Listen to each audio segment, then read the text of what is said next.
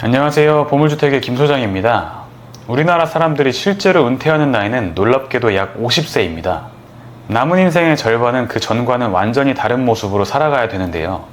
어떤 사람은 남은 반평생을 품격 있게 사는 반면에 어떤 사람은 폐지와 고철을 모으면서 어렵게 살고 있습니다. 여러분 혹시 10년 전인 2015년에 무엇을 하고 계셨는지 기억이 나시나요? 아마 대부분 그렇게 먼 과거라고 느끼지는 않으실 겁니다. 그 말은 즉 10년 후인 2035년도 눈 깜빡하면 다가온다는 겁니다. 지금과 같은 자산 규모로 지금보다 몸만 좀 더 쇠약해진 상태로 당장 2035년을 맞이한다고 상상해 보세요. 자신이 있으신가요? 저는 좀 두렵다고 생각이 듭니다. 그렇다면 안정적이고 품격 있는 노후를 맞이하려면 자산이 얼마쯤 있어야 될까요? 누구는 30억은 있어야 된다고 하고 누구는 1억만 있어도 충분하다고 하는데 사실 각자의 가치관과 상황이 다르니까 정확한 숫자로 딱 단정 지을 수는 없습니다. 또한 대부분의 자산은 그 가치가 계속 변화합니다.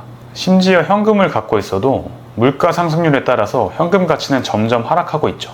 그래서 제가 노후를 대비하시는 분들에게 꼭 강조드리고 싶은 것이 있습니다. 자산의 가치 변동과 상관없이 계속해서 배당금이나 수익이 발생할 수 있는 자산을 보유하고 계시라는 겁니다. 어떤 자산이 여기에 해당이 될까요? 대표적으로 첫 번째는 배당주가 있습니다. 배당주는 매년 혹은 분기마다 기업이 벌어들이는 이익 일부를 주주에게 돌려주는 구조입니다. 즉 주식 가격이 오르지 않아도 배당금만으로도 현금 수익을 얻을 수 있다는 거죠. 예를 들어서 1억 원을 연 배당 수익률 5%짜리 주식에 투자를 하면은 매년 500만 원, 즉 월 40만 원 이상의 현금 흐름이 생기는 겁니다. 투자하는 방법도 상당히 간단합니다. 증권 계좌를 만들고 나서 배당주의 어떤 수익률과 배당률 등을 고려하셔서 유망하다고 판단되는 기업에 투자를 하시면 됩니다. 그냥 가장 큰 가이드라인으로는 배당을 오랫동안 꾸준히 해온 기업들을 고르시는 게 좋고요.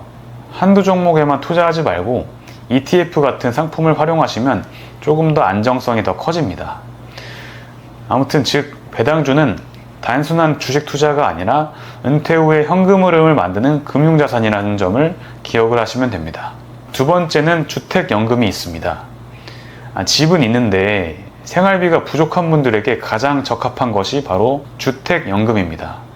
내가 살고 있는 집을 담보로 맡기고 평생 매달 일정 금액을 연금처럼 받는 것이죠. 예를 들어 서울의 시가 5억 원짜리 아파트에 거주하는 65세 부부라면 주택연금에 가입하면 매달 100만 원 정도의 현금을 받으실 수가 있습니다. 집은 그대로 살면서 소유권도 유지가 됩니다. 즉 집을 팔 필요도 없고 이사하실 걱정도 없습니다. 주택연금이라고 하면은 가장 많이 하시는 질문이 주택연금에 가입을 하고 내가 죽으면 내 집은 어떻게 되나요? 소유권이 주택금융공사에 넘어가나요? 이런 질문들을 많이 하시는데요. 그거는 상속인에게 선택할 수 있는 권리가 있습니다. 상속인이 직접 집을 인수하고 싶으면은 그동안 받았던 것만큼의 주택연금 원리금을 상환을 한 후에 집을 소유할 수도 있습니다. 또 집을 팔아서 그 돈으로 주택연금 대출 원리금을 상환하고 남는 돈이 있으면은 상속인에게 돌아갑니다. 만약에 집값이 그동안 받았던 연금 금액보다 낮다면은 예를 들면은 3억짜리 집이 있는데 그동안에 4억의 연금을 받았다면은 집만 넘기게 되면은 추가적으로 부담해야 되는 금액은 없습니다. 주택연금을 만약에 신청을 하고 싶으시면은 가입 조건이 있습니다. 만 55세 이상이셔야 되고 공시가격이 12억 이하의 주택을 보유하신 분들이어야지 가입이 가능합니다. 한국주택금융공사 홈페이지에서도 하실 수 있고 콜센터 또는 은행 지점을 통해서도 신청하실 수가 있습니다. 신청하시기 전에 미리 연금 금액이 궁금하시면은 한국주택금융공사 홈페이지에서 주택연금 예상연금 조회에서 내 집 시세와 나이를 입력하시면은 예상 연금액을 확인하실 수가 있습니다. 마지막으로 세 번째는 수익형 부동산입니다. 수익형 부동산에도 여러 가지 종류가 있는데 제가 추천해 드리는 것은 수익률이 높은 상가주택이나 다가구 주택입니다. 상권이 좋은 곳에 상가주택을 사셔서 탑층에 거주하시면서 아래 상가들을 관리하시거나 아니면 다가구 주택에서 탑층에 사시면서 아래 여러 세대들을 관리하시면 됩니다. 앞으로 엄청나게 증가할 1인 가구들을 위한 원룸 혹은 투룸 건물이 있다면 꽤 많은 월세들을 매월 따박따박 받으실 수가 있습니다. 야 이놈아, 너 그 다가구 관리하는 게 쉬운 줄 아냐? 나 이제 노후에는 좀 쉬고 싶은데 또 일을 하라는 거냐? 라고 물어보실 수도 있겠는데요. 네, 맞습니다. 일을 좀 하시는 게 선생님의 건강에도 좀 더 좋습니다. 은퇴 후에 일을 하는 사람과 일을 하지 않는 사람의 기대 수명과 노화 속도를 비교한 표인데요. 압도적으로 일을 하는 사람이 더 좋은 결과를 갖고 있습니다.